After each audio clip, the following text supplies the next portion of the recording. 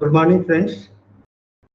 आज 28 अक्टूबर है और हम लोगों के छठ पूजा का आज उगते हुए सूर्य को हम लोग आराधना करते हैं और इसके साथ ही आज का दिन अंतर्राष्ट्रीय अंतर्राष्ट्रीय मान्य दिवस हम लोग मनाते हैं, अर्थात कि इंटरनेशनल एनिमेशन डे IAD।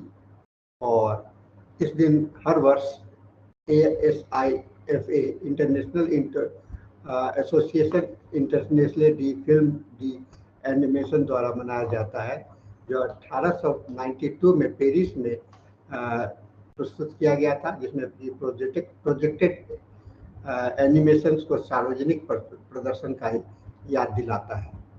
आज हम यहाँ पर इस दिवस को एक नए दृष्टिकोण से देखेंगे, जहाँ एनिमेशन भावना, कथा, इमोशनल नैरेटिव्स और होम्योपैथी दृष्टि का संगम होगा।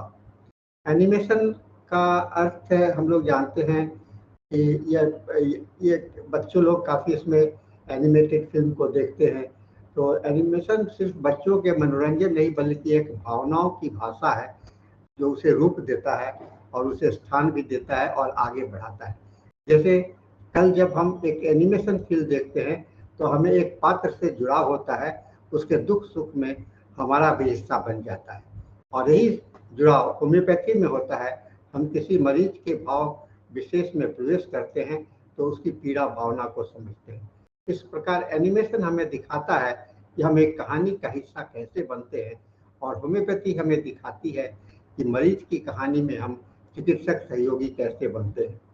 एनिमेशन में होम्योपैथी का तत्व आपको नजर आएगा। एनिमेशन में कुछ तत्व ऐसे होते हैं और उन्हें होम्योपैथिक दृष्टि से कैसे समझा जा सकता है, इसे हम लोग देखने का कोशिश करें। एक रूपांतरण, ट्रांसफॉर्मेशन, यानी कि एनिमेशन में स्थिर चित्र श्रेणी गति में बदलती है और नया जीवन पाती है, और होम्योपैथी में रोग भूमिका डिजीज स्टेट के बाद रूप बदलती है और सजग स्वास्थ्य गति को चुनती है। फिर एक एम्पैथी, समानुभूति, अच्छा एनिमेशन हमें पात्र के साथ भावनात्मक रूप से जोड़ता है। होम्योपैथी के में भी समान लेखन यानी कि सिमिलिमम के चयन से यही सहानुभूति भाव आवश्यकता होती है। और माइक्रो मैक्रो है ना, यानी कि सूक्ष्मता का विस्तार। एनिमेशन में छोटे से मंगल व सहोदर वह पूरी दुनिया बना सकते हैं। होम्योपैथी में भी सूक्ष्म द्रव्य दृष्टि शक्ति यानी कि डायनामाइट मेडिसिन एक संपूर्ण रोग प्रक्रिया पर प्रभाव डाल सकती है। रूपक कथा, मेटामॉर्फर और नैरेटिव एनिमेशन अक्सर रूपकों के माध्यम से गहरी बातें कहती है। होम्योपैथी भी तरीके प्रतीकों का रोग संदेश समझती है। एक भावनात्मक कथा है। कल्पना कीजिए एक छोटी सी एनिमेशन स्क्रिप्ट का, एक उम्दा चिड़िया है जिसके पंख खो दिए हैं, वह निराश होती है, लेकिन फिर होम्योपैथिक चिकित्सक पात्र आता है और उसके दृष्टि में पंख से उगने लगते हैं। धीरे धीरे वह उड़ने लगती है और अंततः आसमान में ऊंचा मंडराती है।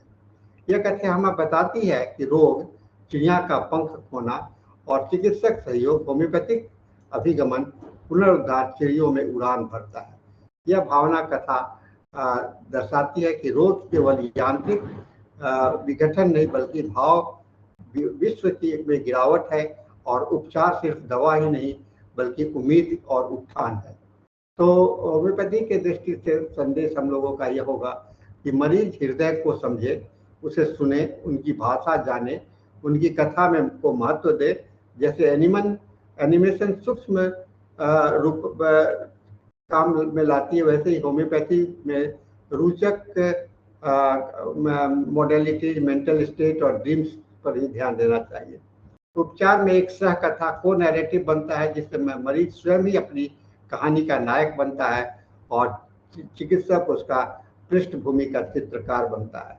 आज इस एनिमेशन डे पर आइए हम एक एनिमेशन की कल्पना शक्ति और होम्योपैथी की संवेदनशीलता को मिलाकर एक नया दृष्टिकोण अपनाएं, जहाँ हर मरीज का अनुभव एक कहानी है, जो हर चिकित्सक अनुभव का एक चित्रकार होता है। जैसे एनिमेशन एक स्थिर चित्र को जीवन देता है, वैसे ही होम्योपैथी एक अस्थिर स्वास्थ्य लय को पुनः स्वर देती है। आज का दिन शुभ हो। आप इस रूपक दृष्टि से रोग चिकित्सक कथा को देखें, जहां आप सिर्फ चिकित्सक नहीं, एक कथा सह निर्माता भी हैं। तो धन्यवाद। और आज के इस सेशन में हम लोगों ने एक बहुत ही अच्छा संदेश हम लोगों को मिला है कि जितना भी भावनात्मक रूप से आप रोगी का देखेंगे तो आपका इलाज का प्रक्रिया एक सिमिलिमम की ओर जाएगा और आप रोग को ठीक कर सकेंगे। तो इसके साथ में आज का सेशन हम लोगों का समाप्त होता है। हम लोग फिर मिलेंगे। सभी को मेरा मृदुल प्रणाम, आशीर्वाद। Thank you very much.